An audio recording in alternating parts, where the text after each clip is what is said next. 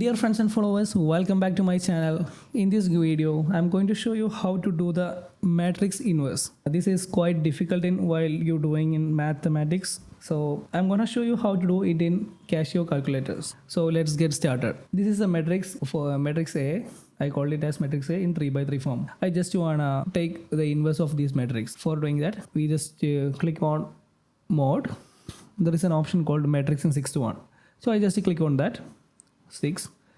Here I am choosing matrix A, which is 1, and my matrix is in 3x3 form.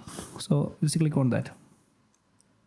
I am putting all the elements here: 1, 2, 3, 0, 1, 4, 5, 6, 0.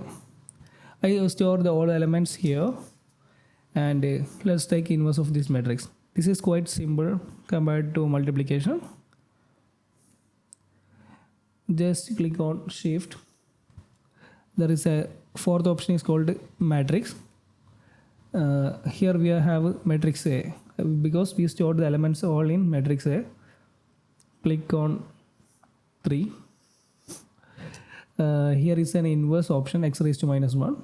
Just click on that and just click on equal to.